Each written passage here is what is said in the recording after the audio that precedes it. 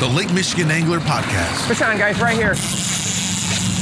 Hey, what's up, everyone? Welcome back to the Lake Michigan Angler Podcast. I'm Michael. Rob's here, and we have two guests here with us today for today's episode, which is highly requested conversation. Rob and I, we posted the question on the Facebook page about, hey guys, we're doing the podcast. We have an idea of what we want to talk about, but it's always good to ask the community, things that they might want to hear about specifically, because we might either seem to think, oh, everyone might know about this, so we don't need to talk about it. And to our surprise, they're like, people are like, no, we want to hear about X, Y, and Z. And so in saying that, the conversation about small boating on Lake Michigan for, salmon and trout is a big reoccurring question. And like, we want to hear about this. We want to hear about it. And I know we talked about this in prior episodes, but at least this year, this is my first year here at the shop, and we talked about how it just seemed like to be a lot of small boaters getting into the sport now. Yeah, most people start with the small boat, and but they're intimidated by Lake Michigan. It's a big lake, it gets wavy, it can be dangerous, but small boats have a lot of opportunities to fish out there. You have a longer season.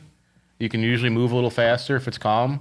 You spook less fish. You could still be fishing like the long season. You could still be fishing right now. Right now, people yeah. are. Whereas the big boats are out of the water. They're typically a lot quieter. So there's really a lot of good opportunities for small boats on Lake Michigan. Yeah, absolutely. And so that's what today's conversation is about. And we brought in some folks, of course, to join in on the conversation. And at that point, we're gonna introduce our guests here. We've got Jerry here with us. We've got, of course, we're not even in the small boat, but he's here anyway. He's here with us. I had a small boat at one point. Well, one point back in the day. A really small boat. So. All right, and so we've got Captain Caleb here from the Migrator, and so welcome to you both, guys. Thank you for joining us. Thanks for having us. Absolutely. So the conversation is small boats, and I think as Rob touched on some of the pros and cons with it, longer time in the water, you can do a bunch of different things that maybe in a big boat you can't necessarily do and get away with. So I guess starting the conversation, I think what I would want to know, and mind you, I don't own a boat, I don't boat, so for you guys, just I guess opening up the conversation with what is a proper boat, small boat, when we're talking about for Lake Michigan? Because that is something that I do see a lot about, is folks saying, hey, can my boat go out in the water? Where do we start the conversation? And for folks that want to do this, as far as your boating, I don't know, the sizing or the style of it, because there's different options here, right? I think the popular one for around here is, I would say, on average, would be like an 18-foot walleye boat. You see that a lot being launched at our harbors, and that's kind of like what I started on with, 18-foot Lund. But my original boat was a 12-foot, rowboat up in Lake Superior with a 6-horse motor. That's in college. That's the only thing I could afford. It was $250. I put it in the back of my truck. Then I found a 6-horse. I slapped it on there. But and then over time, you upgrade, and you get it on. How about for you? I mean, I'm out there so much, and I'll see everything from 14-foot John boats to all the way up to the big charter boats. But it just depends on the time of year as well. A lot of these guys that are looking at fishing Lake Michigan, they can fish, the spring for coho season and not worry about being too far from shore. One of my first mates has a little 14-foot, aluminum something or other, and he goes out there and he just really watches the weather. He's got a little handheld. He doesn't go more than a couple miles from shore, and he can beat up on the cohos in the spring. He feels comfortable with it. It's all about what you feel comfortable with, and what the weather is going to do. But, like Jerry said, the 18-foot Lunds and deep V's are kind of a good size to be out there, and you can set them up to where you can run as many lines as the charters if you want. Right, and you can go out way off into the distance, like with those boats as well. Of course, because it's always funny when we'll see a lot of posts, and I have this size boat or like a 14-footer or whatever foot, Can I get out there? I'm like, dude, we're out here in kayaks. I'm sure you can get out there. Yeah. I'm sure you can get out there with a boat.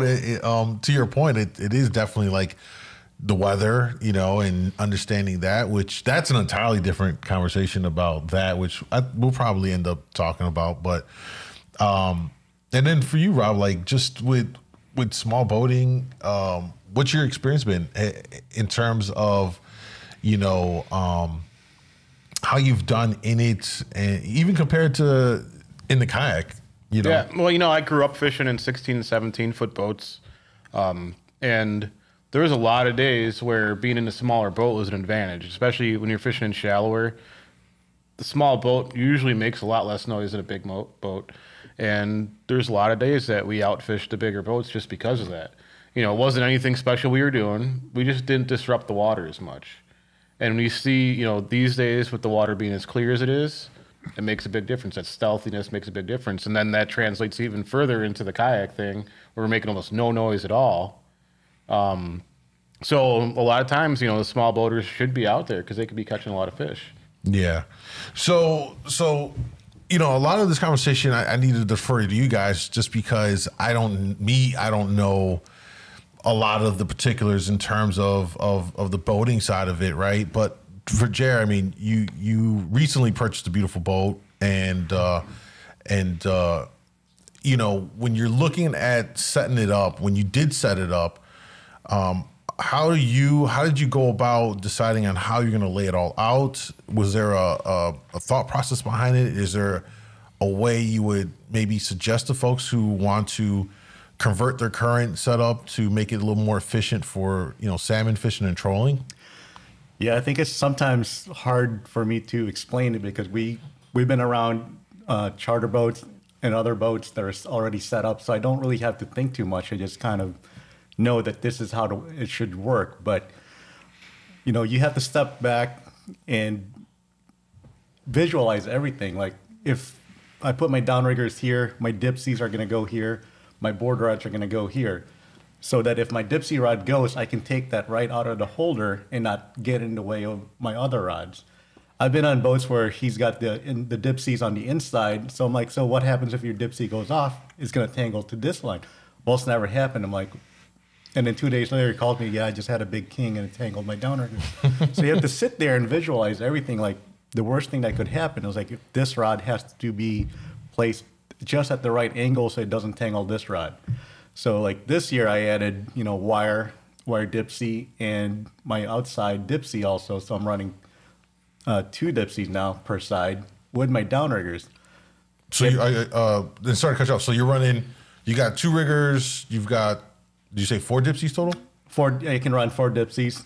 So you normally running 6? Oh, there's 2 people on boat. You're running 6. Well, lines. I got twin boys now, so I can add up to 9. So that's the reason why I brings the boys out. I always wondered. So they're always sleeping in the. They're always sleeping in the. I see the picture of them sleeping. No wonder. So if you guys see me there, like one person, the other 2 are on the bottom.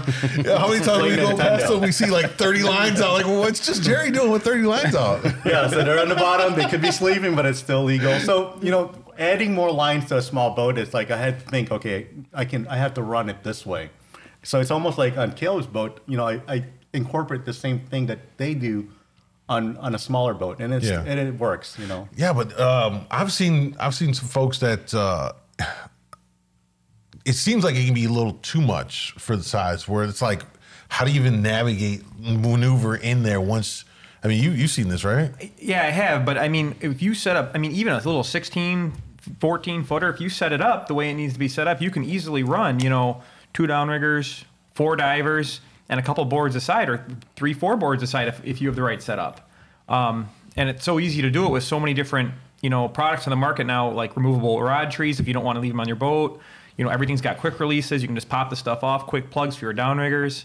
I mean, really, the only difference is when you're fighting a fish, you don't have the width of a boat to kind of maneuver around stuff. So really, you can run what I run on my 38 just as easy on a 16, I would say. I mean, I've got buddies that have, 17, 18-foot trackers and stuff that have almost as many rod holders as I have on my boat. And they fish just fine. It's just, the turning on a little boat you got to be a little more careful with because they turn a lot quicker than, something that's so much longer. And you got to give yourself some more room. But you have just as much of an advantage running a lot of lines on a little boat. I mean, I would say. Yeah, I think the main thing that people need to do is just keep the back of the boat open for fighting fish and clearing lines, because that's a mistake a lot of people make is they put the board across the transom and they put all those rod holders straight off the back. Now all those rods are in your way when you have a fish on. So keep everything off the sides of the boat. Maybe just your downriggers going straight back and everything else going perpendicular off the sides, and then the back of the boat's always clear for landing fish. Right. You have a side that you're going to land a fish in. So for me on a small boat, it would be the side without the kicker motor. I kind of keep that area clean so that's where all the fish are going to get netted. And there's so much out there to figure out how to where to set your rod holders, how to do it now. Like when I was young and I had a 16-footer and I had no money and I had 4 rod holders I could put on my boat, I'd come in here and talk to you or Frank when he was here still. There's books out there that have diagrams in them to see where you should place your stuff.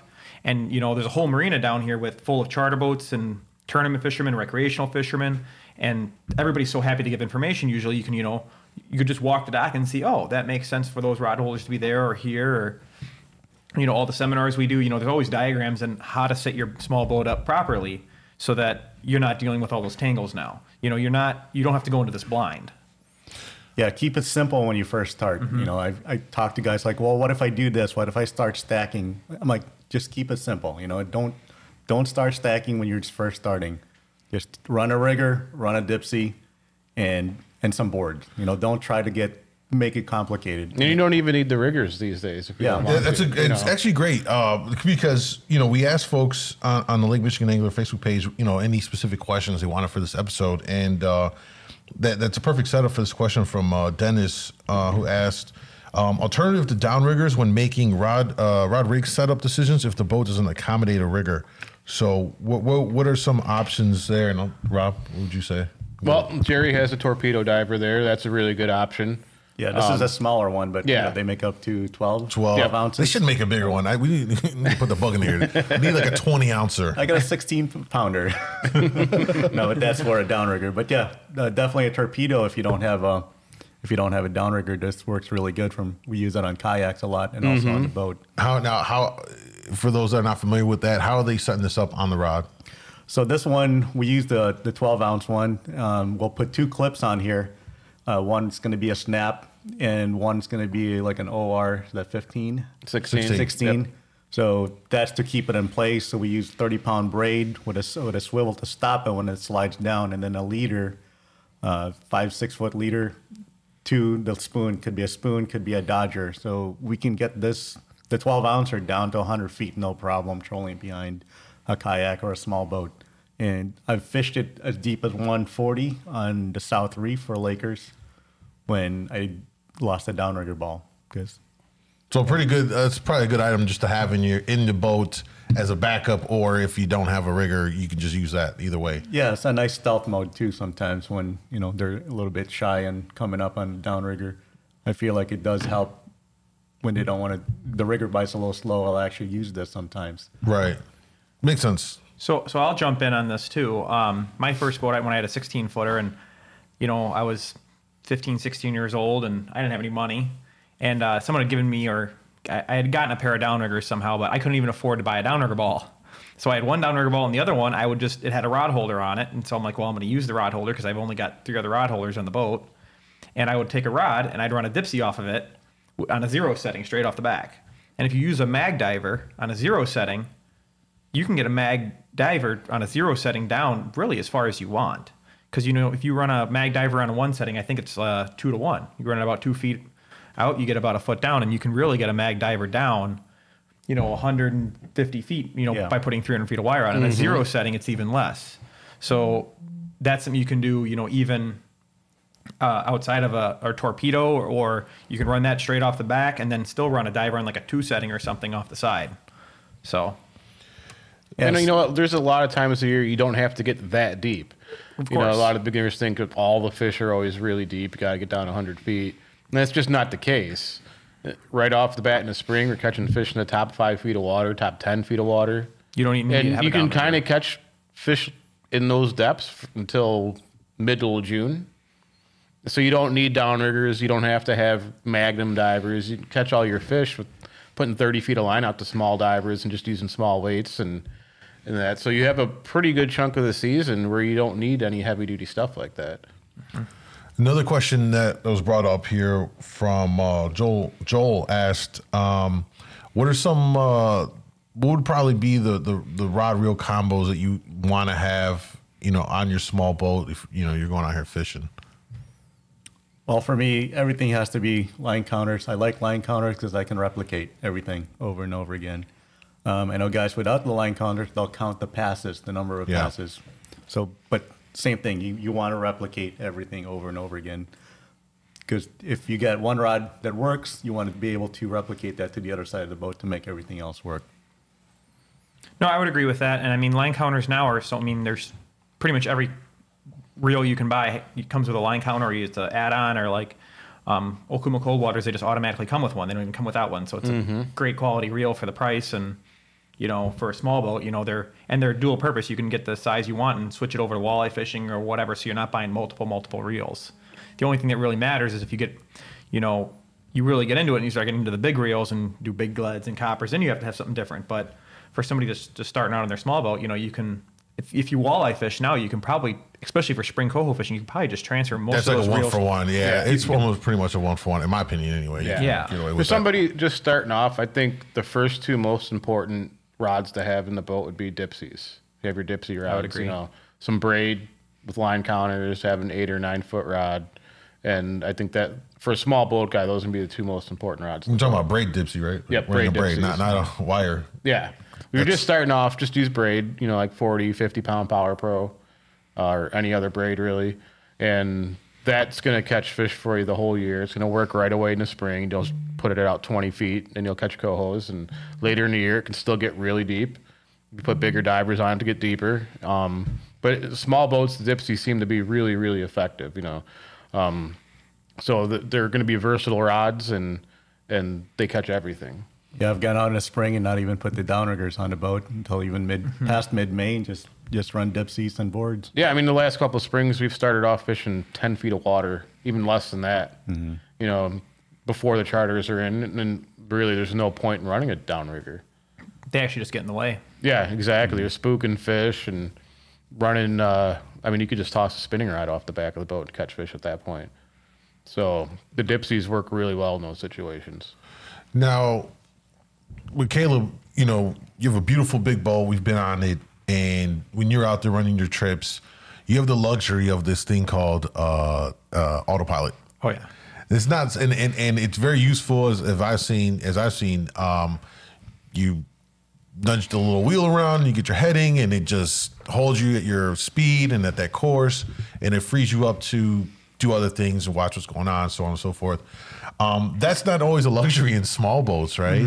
Not in every case. So as we talk about speed control and in your, how you manage it on the water, what tips can we offer folks on how to just handle their small boat when they don't have the luxury of these, automation tools and these advanced features? They're just got the wheel and the gas and the throttle, and they're just going about it.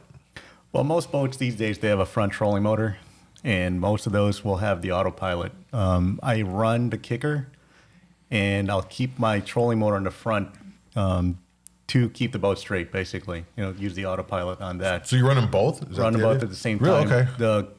I run it about not even halfway on the setting. Like, let's say up to 10, I'll run it at 4 to 5, depending on the wave conditions and the current.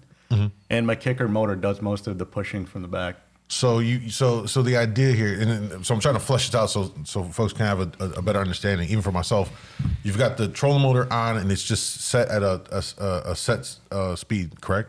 And correct. And it's just running straight. You don't. It does the steering for me, so it's similar to iPilot, right? Yeah. So you're still setting the course with it? So, yes. Yeah. So it's going to keep the boat straight. It's acting as the pilot, but the kicker's acting as the propulsion. Yep. Yeah. I see. But one thing most folks fail to realize is, if you have cross current or wind blowing one way, is you want to keep the trolling motor as straight as possible.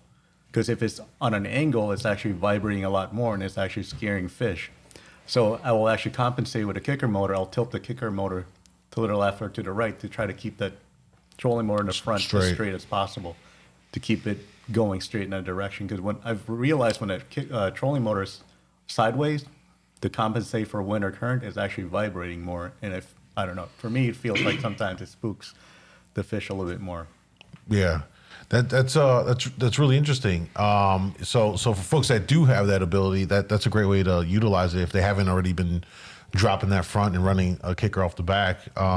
Some folks don't even have a kicker; they just have the front trolling motor. I've seen that quite a bit on boats, and then the opposite too. I've seen folks with no trolling motor, but they got the kicker back there. So, just the challenges with in terms of whichever variation of that you have, trolling motor in the front, kicker, or either or neither.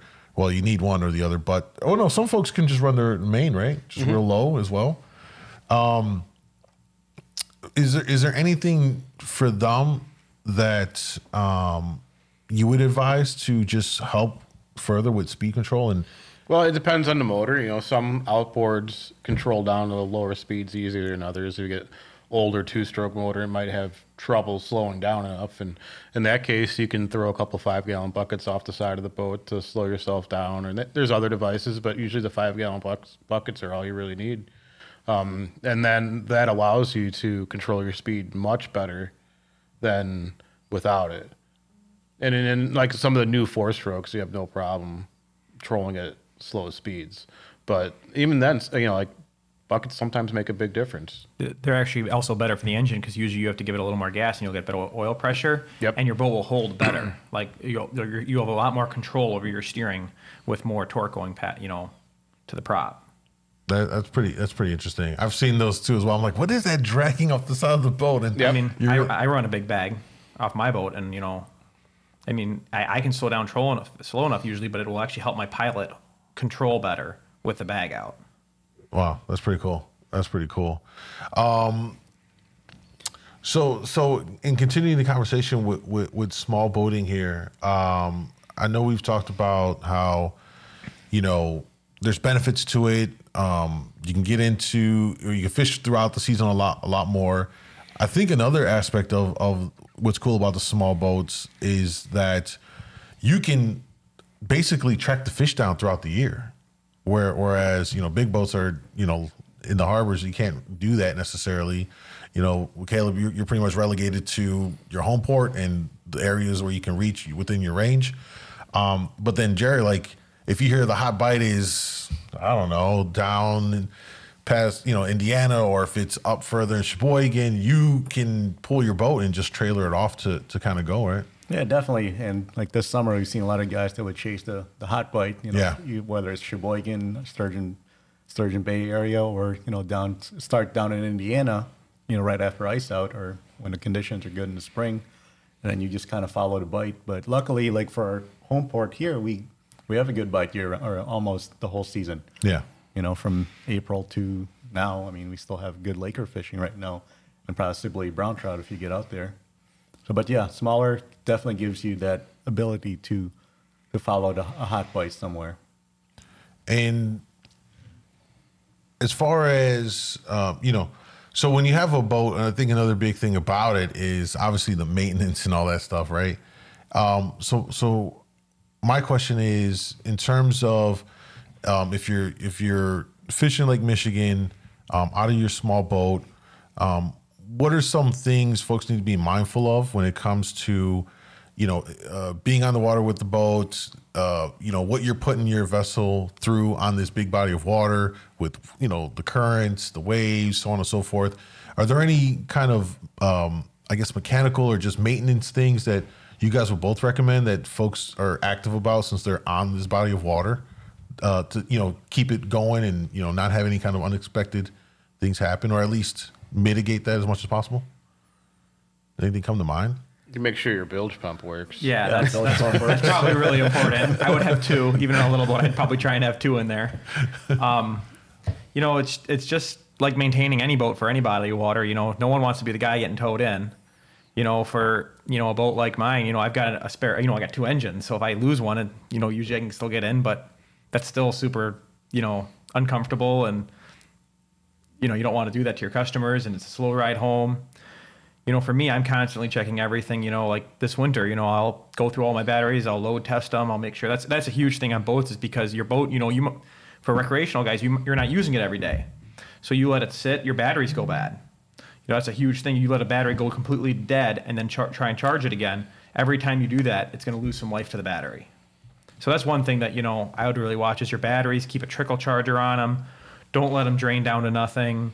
During the winter, make sure you disconnect them or bring them inside or something to keep that going because, you know, or you're going to get to launch and your boat's going to be dead. Batteries are like the number one thing I see a lot of problems with boats because they're something that sits a lot. Mm-hmm. So especially during the winter.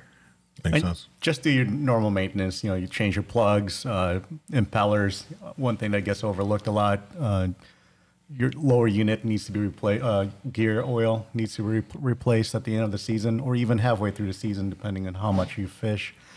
And another one that probably sinks a lot of boats are, you know, where the bilge pumps, all those little plugs that has hoses, those can snap off and water can get in your boat. Mm-hmm. So I've had it happen before where the hose actually cracked. It was an older boat, and actually water got into the boat.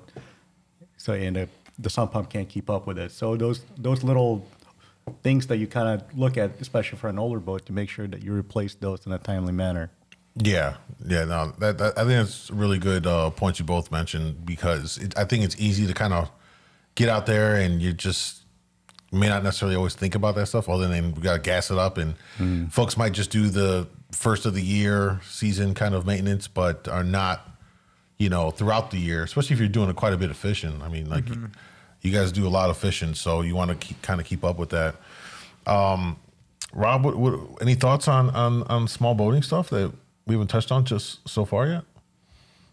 You know, I just think that there's a lot of opportunities out there to fish, you know, not just deep water, but you know, you've got great harbor fishing. If you're afraid to go out in the big water, you can go catch fish inside harbors right now. You don't have to, you know, you have these small waters that are part of the big water. And so you can get into harbors all over Lake Michigan right now, catch brown trout and catch steelhead. And something more people should take advantage of because there's really a lot of opportunities for some big fish and it's really unique to our area. And the really nice thing about that is that, you know, in the harbors, you know, you're going to have a lot less, you know, usually a lot less traffic, you know. After the fall run, for sure. You know. It's like it's dead out there right now. Like, right. You like can go there's out fish there. everywhere. It's quiet. It's going to be cold, but, you know, you're not going to have charter boats, you know, like me, you know, in your way or. And you don't need to have all the trolling equipment. You can go out there and cast. You can jig, you can bobber fish, you can do all these different things in your small boat. Take advantage of it. You know, there's a lot of season left. You've got until it freezes up. It usually takes longer for the harbors to freeze than your inland lake. So you've got a pretty good opportunity in late fall and early spring to get in on some fish that aren't getting pressured at all. And it's really good fishing. It's actually one of the best. Late fall and early spring are really some of the best times to be out there. Yeah, and you got a good brown trout bite right now. Exactly. Too, it's a good brown trout bite. It's usually good right at ice out.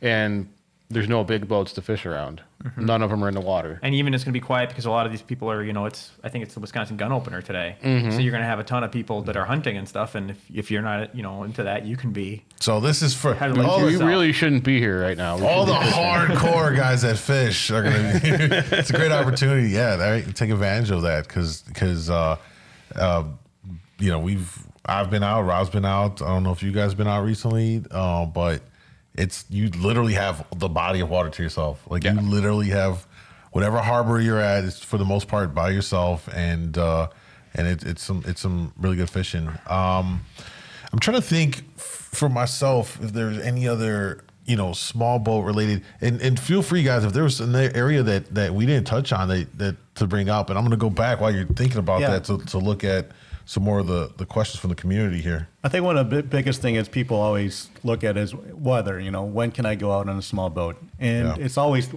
we always say west wind, but west wind can be bad too for a small boat. Mm-hmm. I've learned that the first month I owned, you know, my small boat that was big enough to go to Lake Michigan. I'm like, oh, it's west wind.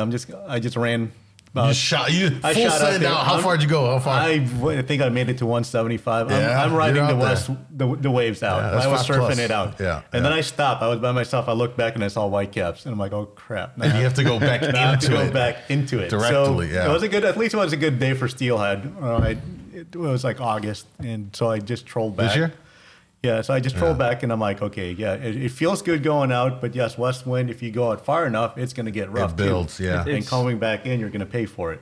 Yeah. So do watch it, but you know, typically when we have west wind, you can fish closer. You can fish outside a hill. If it's a building wind, you know, if it's going to be windy in the afternoon, if it's going to be in east, northeast, southeast, I'm fine with that. I can ride it back in, but I usually typically try not to fish if it's more than 15 miles an hour, especially if it's building. You know, I don't want to take that risk. So a spicy one from Daryl. Boating etiquette when you're a small boat around charter boats. Go ahead. We're gonna throw it right to you. You're gonna be the. So, you know, I've cut plenty of people off in the lake. Oh. It's never on purpose. It's all over now. We can see the comments coming. You know, it happens. You know, usually if I see a boat coming, you know, I will do my best to get out of the way, or at least adjust my course to where I think that they can adjust their course as well, and we'll be fine. You know, And before you go further with that, if you see you guys are kind of coming head on in that situation, just so we're clarified, what's the proper way port to port. Okay, we just want to make Passport that to port. So, and as simple as we may think, not everyone may know that, so it's important just to educate. It's perfectly fine, Yeah. but you know, and there's times when it's like you're so close, you know, you got to figure something out quickly. You know, you're both, you know, you're on a hot bite, and you're both, you know, not paying attention. All of a sudden, you look up and you got a boat. You know, you might have two boats in your way, and you got to figure out how to squeeze between them. You know, my motto always was, and when I worked for the previous owner, you know, it's a big lake. If there's going to be pie fish over there too, so a lot of times I'll just turn. I'll do my best. You know, a lot of times, you know, I'm busy and I might miss a boat coming, especially if it's a smaller boat. You know, we have the enclosure. Sometimes you just miss it. You know, it's blocked by your rail or something, and you just don't see it. You know, I can say that I'm never purposely trying to cut someone off. You know, I've heard, you know, some, you know, little boaters and stuff say, oh, he cut me off on purpose. You know, I'm never trying to cut anybody off on purpose. It's a big lake. I want everybody to have a good time. You know, the charters don't own the lake, but it's a big lake. You know, you should be able to everybody should be able to turn, you know, 20, 30 degrees and avoid each other, no problem. You know, and yeah. I get it. You get busy sometimes, and I've had to come off to the side and be like, yo, are you going to turn? You know, you're about to run over my, you know, 400 coppers or whatever. And a lot of, you know, guys that are just getting started on this don't realize, you know, they're running, you know, their 2 divers and maybe a downrigger. They don't realize I've got lines, you know, 120 yards behind the boat. You know, and that's the case. You know, after, you know, June, we got lines way, way back there. And a lot of, you know, recreational guys don't know that, especially sailboats too. So that's one thing I think the little boats and the charter boats can agree on is we get cut off by them all the time. It's the one commonality, right? We don't like the sailboat guys. Yeah. But you know, it's a big lake. You know, you know, most guys will just turn, and you know, if you just both turn, you know, if you're both coming at each other and you both turn, you know, 20 degrees, you're gonna be fine. You know, and you just pass and you just turn back, and you know, I mean, in the spring, I get it. When you're all fishing the shoreline, it can, you know, there's not much you can do. You know, you're all fishing. You know, there's on a Saturday morning, and the cohos are on the beach in 12 foot of water, and you've got 150 boats fishing between North Point and Waukegan. You know, there's going to be times when it's going to be close. You know, you're going to have to keep your spread tighter, and you're just going to have to kind of go with the flow. You know, I can't leave the helm. Those days, I have to be at the helm all trip, making sure that everything's good and and good to go, because and let my first mate handle everything. And you know, one thing to be patient with for the charters is, and I'm not trying to say, you know, we own the lake again, but you know, have some patience, especially with, you know, some captains run their boats alone, and that, especially if it's rough out, it's a hard thing for them to do. And they might not be, you know, they might be trying to take care of something in the back, and they come up and they didn't even see you. And so, you know, sometimes have some patience with us. We do our best to, you know, like I know, like when Rob's out kayak fishing or whatever, he'll call me and be like, hey, you know, we're out here, and I'm very nervous fishing around kayaks. Like, I don't like it when I see kayaks. I get real nervous because they're so small. And so, you know what? Next time we see him out there in the spring, I'm gonna paddle up next to him, and I'm gonna fall out. I'm like, oh,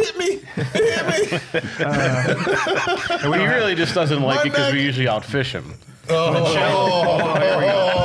boy, here we go. If I was invited to fish a tournament against you and I had to fish inside 20 feet of water, I'd just give you the money.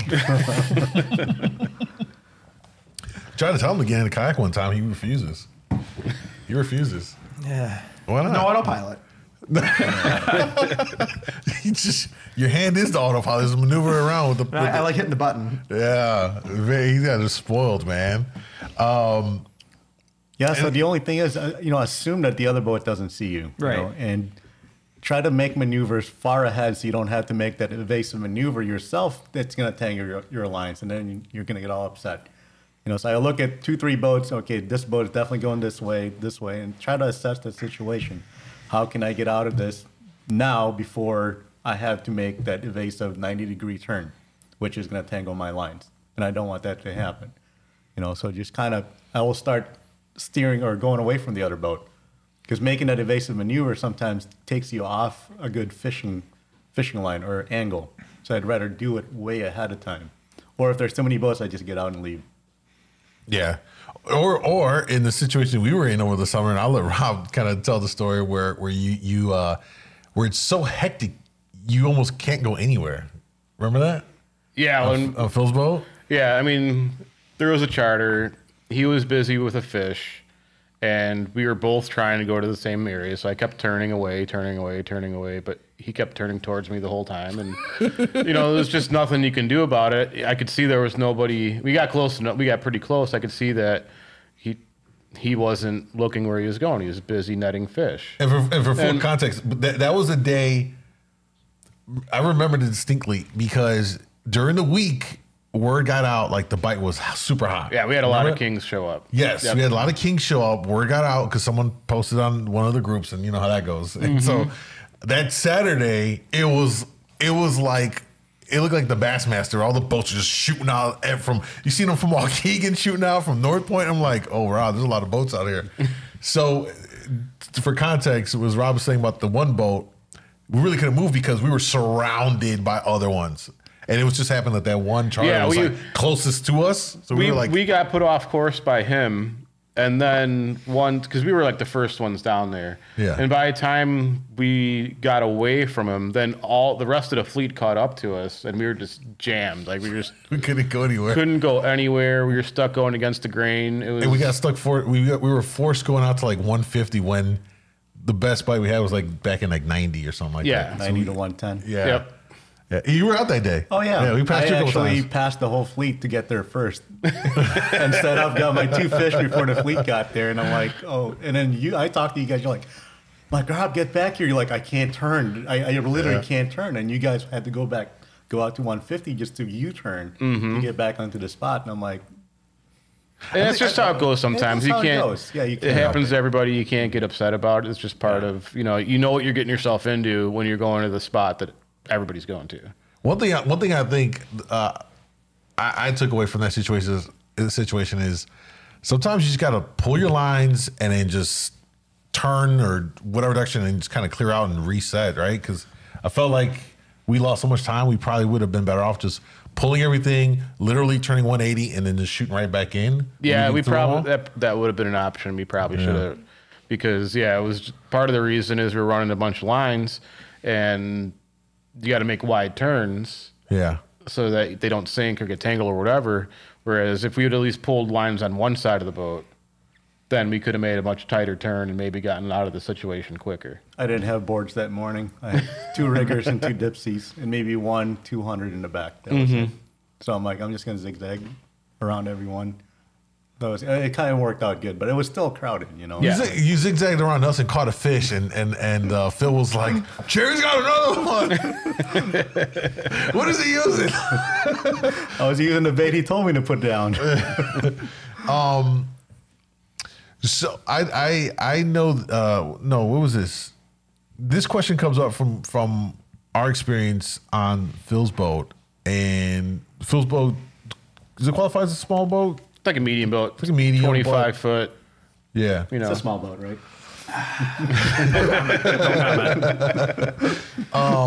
What was interesting is we've been out over the summer, and you're of the belief that certain rods outperform other rods on that boat. Could you clarify that just for everyone before? Dipsies on that boat have always been really good compared to like the coppers, right? Yeah. Now this year, fish got a little deeper. We did better on coppers than last year. Because we had all that warm water stacked up, and we caught fish on the dipsies still, but the other rods weren't working quite as well. But coppers did well. But yeah, for that boat, it seems like the best rods are normally the dipsies. We really rely on them a lot, and that's not the case for every boat. And that's the question, right? Is there something about certain small boats, the design of them or the layout, or it's the engine that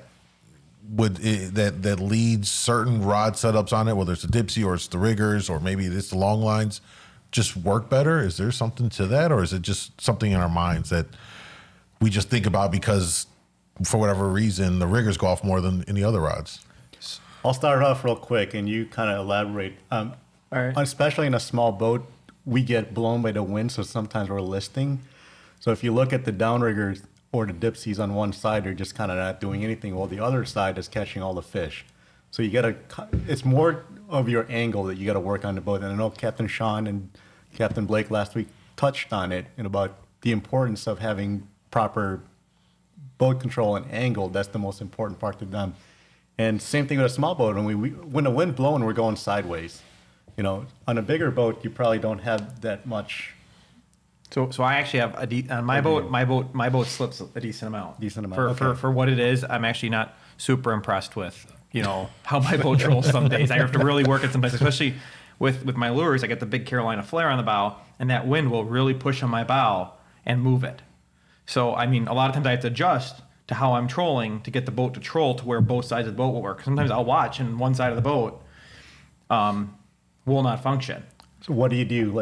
A lot of times it's just changing your angle 10 degrees. Mm-hmm. That bow just needs to be in the wind a little more so both sides are pulling nicely. Equally. You have to learn your boat. When I bought this boat and I went from a 31 Baja to a 38 Lures, it was a big change in how the boat fished. And every boat really fishes differently. So you really want to you got to learn your boat. I always see it, when a captain buys a new boat, they try and go out a few times usually and figure out how their boat's going to fish, because every boat fishes differently. And I've touched on this quite a bit in my seminars and stuff is, one thing that works on my boat may not work on your boat. Right. Just because your boat fishes differently and fish with what you're confident with. Don't, you put something that doesn't work and you have something that works. If I tell you to put something out and it doesn't work, but you have something that was working on that rod before, why are you changing it? A lot of people, it's all about your boat control, speed, angle. That's huge. And for me, a lot of guys have probes and all of this and that. I still fish just, instinct. I look at my rods, how they're pulling, and there's days where, maybe a probe or whatever would help, but I was just taught to watch my rods and how everything's getting pulled. So pay attention to the downriggers, the cables, how much blowback. Make sure that your dipsies are always have almost the same bend. Yeah. Get used to that. And pay attention if your dipsies rod are bending this way and you're getting bit. Try to keep them that way. Let me ask you, for each of you, which rod reel, which of your rods tend to go off more for you? Which ones are the moneymaker, if you will? It changes a lot. There are days when there's one point where it was 107 feet down on my wire at 2.5 with a, whatever dip a fly I was using that time, but just to replicate that as a starting point. So that was my hot rod until it dies. Then I work off of that, then I know how deep it is, and I try to set the other rods to that depth or close to it to see if I could trigger a bite the same way. Then, later in the summer, the 300 coppers were really good. 200 torpedo steel was really good. So for me, it changes. As the water got warmer, we needed to get deeper. So the hot rod changes. Seems like almost every 2-3 weeks. So for your boat, it's not like how Rob was kind of sharing, like on Phil's boat, the dipsies tend to work more than the other stuff. So for you, your stuff seems to just Oh, definitely the wire dipsy was key. Dipsy. Yeah, and then even if I put the rigger at the same depth, same lure, I would run it 100 feet back, 50 feet back to try to replicate, what the dipsy might do. And there's something with the pressure that dipsy puts on in the water that attracts the fish, and maybe the hum of the line too on the wire. Yeah, I've heard that a lot. What about for you? Most productive rods in my boat are probably my downriggers, actually, especially since I'm fishing so deep. We run the big 20-pound balls. We run a big paddle, and May and early June we catch all of our cohos, and the dipsies are probably some of the best rods. But come summer, we run that rod down by the bottom, and it catches kings and trout, and it catches a lot more trout than it catches kings. But it's just a really productive rod on our boat. My wires are great rods, so pretty much from mid-June to the end of the year, they're great rods, and they're better for catching, I would say more kings and stuff like that. But, for numbers, definitely one downrigger is the best rod. Got it. Now, the next couple of questions that come to mind that I think folks want to kind of touch on. I guess these might be, you might have to answer them in a general sense in a way, because it can be very technical. But for someone that is looking to add riggers to their boat, their small boat, what would be some general pointers, some tips in terms of where to place them, what they should be looking for, what they might want to avoid when they're getting ready to do that? Because I think that's a pretty big deal, right? They're costly. If you don't get it right, Lord knows what could happen. I'm sure it could rip off or something like that, or you're just going to break stuff. So. What would you guys say we'll go around the table here. What are some general do's and don'ts when you're looking to install a rigger onto your small boat? Well, I think it's important to make sure you have a swivel mount for it so you can turn it. You might want it going straight off to the sides, or you might want to turn it back. But even if you like fishing straight off the side, you want to turn it back in when you're coming back to the dock and stuff like that. So making sure you have a swivel base for it. You usually mount them close to the back of the boat. Giving yourself still some room for net and fish. And when you mount it, make sure you have something underneath it to be a solid surface underneath the gunnel of your boat so it doesn't rip out over time, wear holes through the aluminum or fiberglass or anything like that. And nowadays you have track systems and everything to make it really easy. Yeah, I use a track system on my boat so I can take the riggers off, on and off. When installing it, like Rob said, keep it towards the back. So you can make tighter turns. If you have it too far forward and you make a turn, your line's going to go into your motor. I use a ring for my kicker motor to keep the cables. I mean, the cable's going to touch it, but We won't catch the prop. won't catch the prop exactly. Yeah. So I got lazy this year, and I'm like, I'll put the ring on later, and so. The next day I was in here buying more brand new wires, and you remember, there's a little Maybe we shouldn't tell people to get that thing around their prop. Yeah, a prop ring definitely helps on the kicker motor. I mean, people are like, I never make a tight turn, and those trolling motors, they go takes the gust of haywire. wind. Yeah, I mean, they sometimes lose the GPS signal, and your boat turns, and there it goes. So good hardware, fender washers underneath to make everything solid. If it's moving, it's going to loosen up.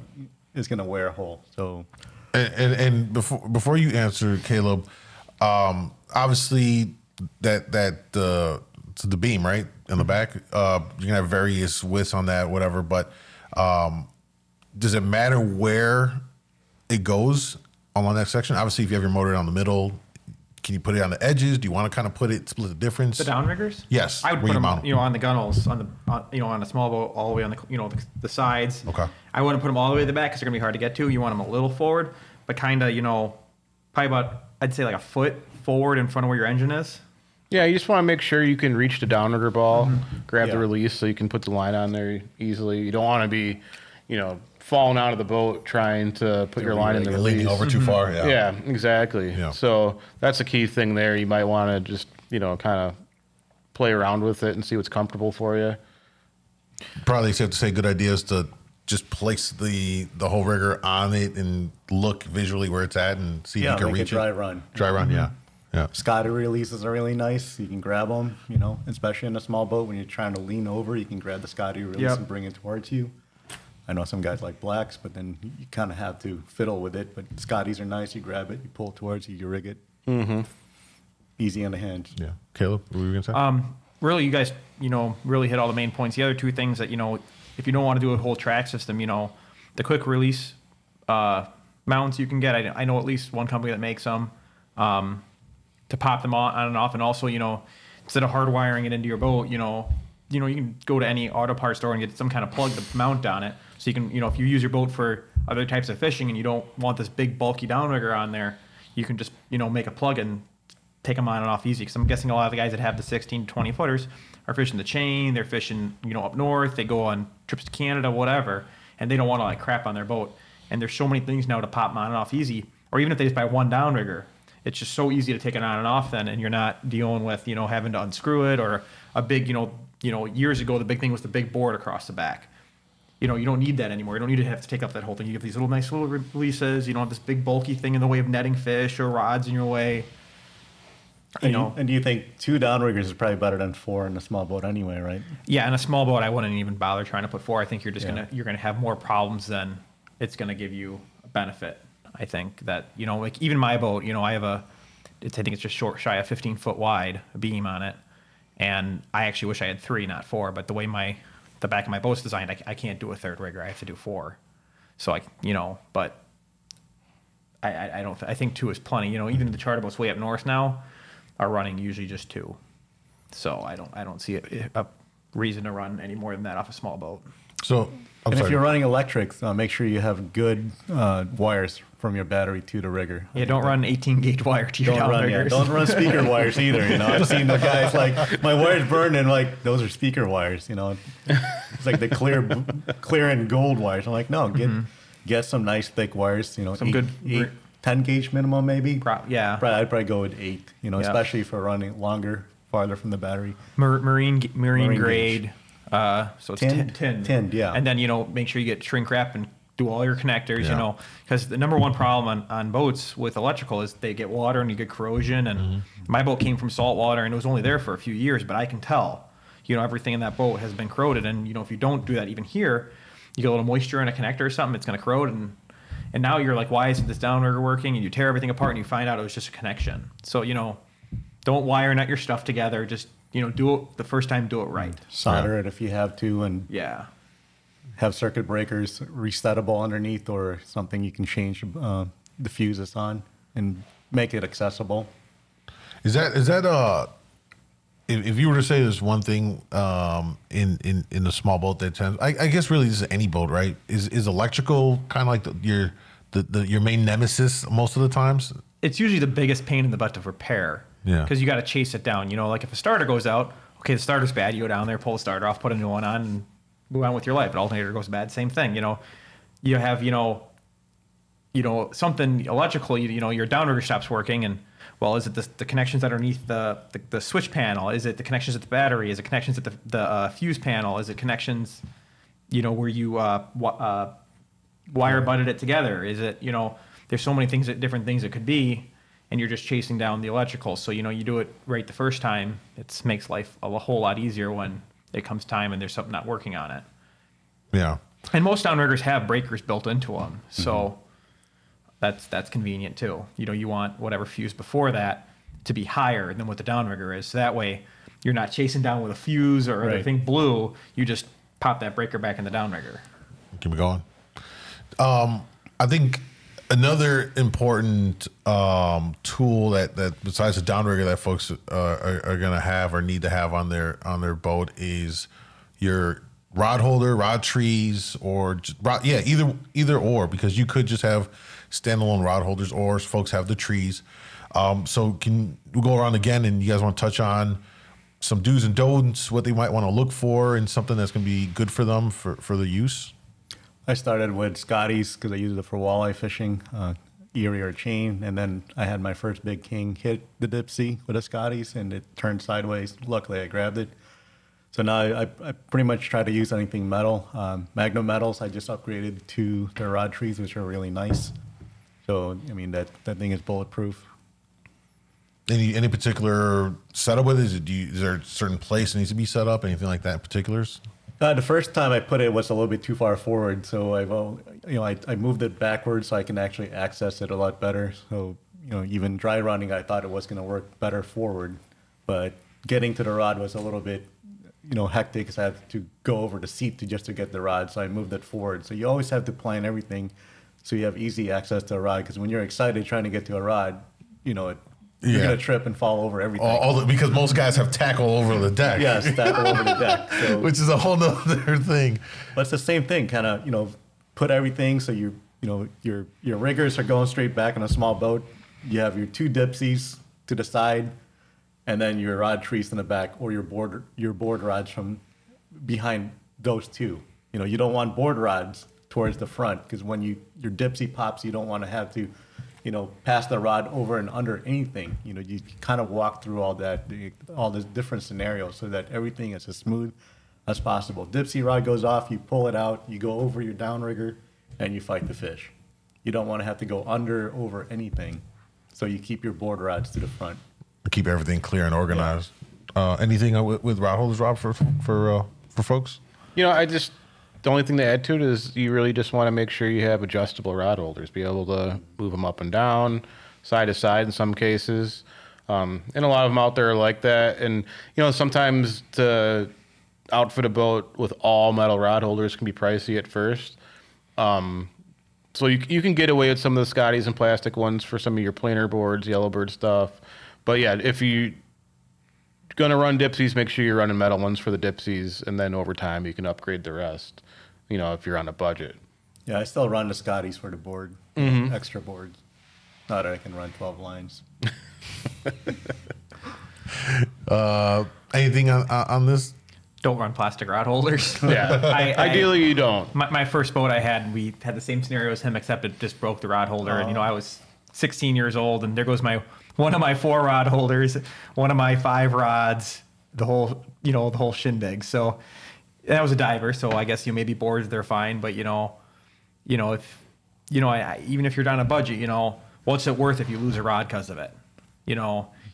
There's so many. You can go to like West Marine has like the clamp on metal rod holders. They're better than a plastic. But I mean, it's just if you try and I don't even know what do Scotties cost now. I don't. $25 maybe. So it's $25 worth losing a $150 rod and reel. It's just kind of the way I look at it. And I mean, we use it for kayaks, but our drags are loose. So when they hit, it gives out a lot. Yeah, and we're not running wire dipsies. Yeah. And we can stop at a dime too. Yeah. And our kayaks get pulled to the side. And exactly. It turns, so there's a lot of give.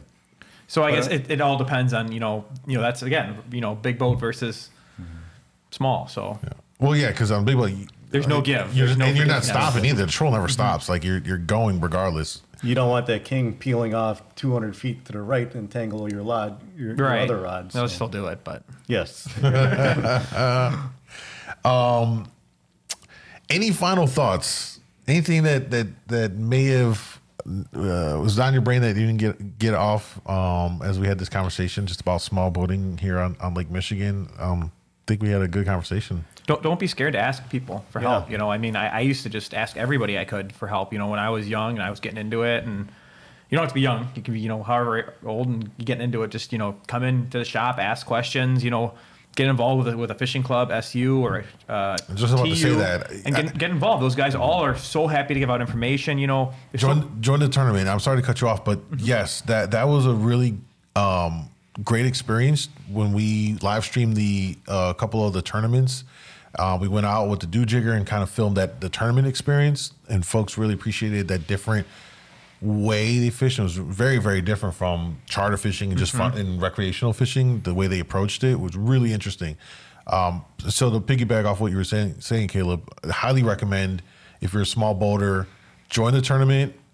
Maybe you don't have any kind of inclination of have no shot at this. It's not even about the shot. Just join it to support what they're doing. And because you're going to learn from these guys at the little cookout after it, no one's shy about sharing information. The top 3 boats share what they were doing, their techniques. So you can speed up that learning curve. And to clarify what you're talking about, he's talking about the Salmon Unlimited Illinois club tournaments, not any of the big money tournaments. There's a little winning you win something. But these are the small club tournaments, and it's just Salmon Unlimited club members, and it's very laid back. Yeah, and you get to bond with folks, meet people, pick their brains. You can ask stuff about your small boat. How do you have your things rigged? Because everyone's got their boats around there. You can take a look. Really, really great, and I think probably an underutilized way to speed up that learning curve, I would say. Yeah. Rob? All I've got to say is, if you're in a small boat, don't be intimidated by the big lake. There's a lot of opportunities for you. So just take advantage of it. And we're always happy to help you get started and put you in the right path. Absolutely. Absolutely. I think one thing we didn't really touch on is like electronics and like the fish finder side. Yes. And the main thing I always see with people is when you get past 150 feet or even 100 feet, switch it to, a lower frequency so you pick up more fish. I think that's the biggest thing. Sometimes people are like, I'm not marking anything. Well, are you still running your 200 kilohertz all the way out here? I usually switch off to 83. I'll plane off on 200 and switch off to 83 once I'm actually fishing. It's a wider coverage, and it covers the deep water. Deeper water, yeah.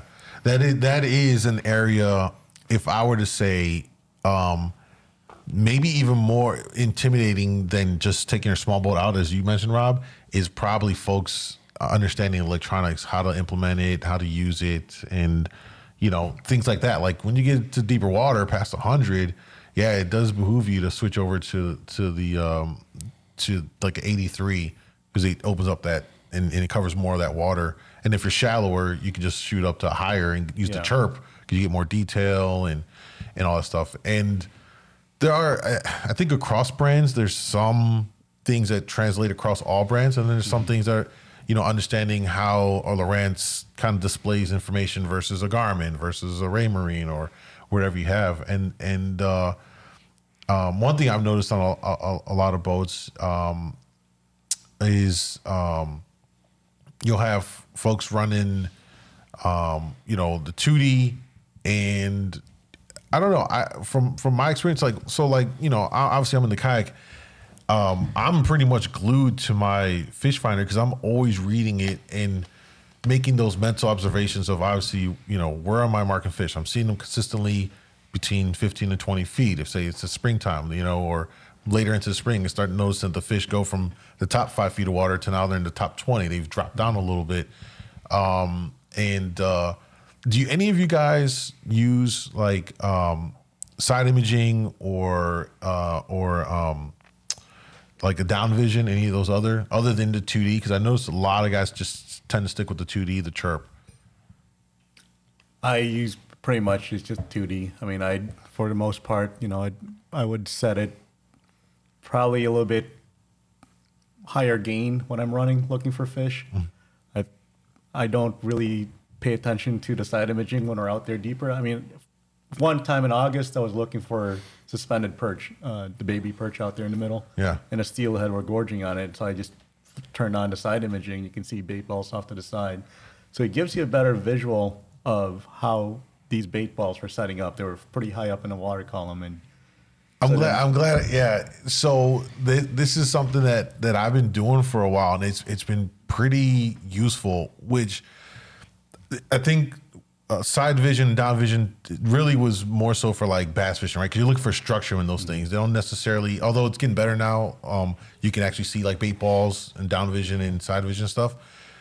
And I think because we're in this big open body of water, no one tends to think about, let me ever use these two things. Yeah. But I've found that when you're vertical jigging, the down vision, and I took screenshots, I literally saw the kings right there distinguished. It helped me visualize them better than the 2D and see what they were doing. And the side vision for the same thing, scanning out to see if there's bait balls. So as I'm trolling and I see a bait ball or any pod of like fish or whatever, I drop a waypoint on them, and then your chart plotter will drop that waypoint off to whatever side it's at, and I would just turn back a circle and I'll pop fish. So I found it as like a cool way to kind of look around you as you're going around here, because we're always looking down below, but you can still find pods off to your sides, and you can circle around and hit them. I found that to be useful. And also, I mean, temperature too on your graph. I mean, that's another important thing. Water temp. I mean, dictates where these fish or where the temp breaks are when you're running out. I know Lowrance has a feature, that I use, especially in the spring, where it changes your trail color. The traditional black, I can actually set it where it changes from yellow to red. So then I can look back on my trail and say, okay, water's getting warmer as my trail is changing color. So it's a unique feature that Lowrance has. So as I'm venturing farther, the water's getting colder. So then I start getting bites and I turn the boat back around to that area that has warmer water. So yeah, I mean, there's little features on fish finders that we sometimes overlook. Yeah. We're too excited to just get the fish. Yeah. Just try to fish. I would definitely say, in wrapping this up, to explore those things, and you might be surprised how you can implement it for different things. The small boats, you could do a lot of vertical jigging too, man. Whether it's Lakers or Kings or whatever else maybe, you can perch. You can use these electronics to do that and do that style of fishing, not just trolling as well. So, yeah. Closing thoughts, Caleb? Just get into it and be safe out there. I mean, we touched on a lot of great things, and always ask for help. Like I said, there's no shame in it. We're here to help. Just ask away. Internet, Facebook or call. If not, hop on a charter boat. I mean, that's the best place to learn. Or just follow a charter boat. Follow a charter boat. Yeah. Set up 20 feet off my bow. I love it. Migrator comes out at the harbor at 5 o'clock. So 5:05, just follow Migrator. Any other things, Rob? I think we covered it all pretty well. Yeah, I think so too. So, guys, thank you so much for joining us on this episode of the Lake Michigan Angler Podcast, as we talked about small boats and a variety of things. Now we know, we can acknowledge that this could have gone on for a lot more and a lot more topics within it, but obviously you just can't cover everything in one shot. It's just not realistic, and certain things probably are just better off being done firsthand, whether how to set things up specifically. And maybe that's something we've thrown around, the idea of doing a boat workshop out in front where guys can bring a boat and help and have charter captains like Caleb's and others come and they can do a workshop of how they might want to set it up. Maybe that's something. Let us know if that's something you guys would find value in and find useful, and we can take a look and see if we can make that happen in 2022. But that being said, I want to thank our guest today, Captain Caleb from the Migrator. Thank you so much for being here. And Jerry as well. Jerry doesn't run trips, but he's out here and he's a wealth of knowledge. Lake Michigan, walleye fishing, and many, I think you guys are familiar with them, but and he also runs the Winthrop Harbor Waukegan Facebook group, which is a great area resource for boaters, kayakers, just everyone, shore guys as well. So we'll link to Captain Caleb and the Migrator. You guys look for trips. We'll also link to the Facebook group as well that Jerry's part of the admin for. So you guys can be in contact with them, book trips, get information, anything else. And of course, you guys know we're here at Lake Michigan Angler for anything you may need, gear-wise, information, and all of that. And with that being said, thank you guys so much, and we'll see you guys in the next episode. Later.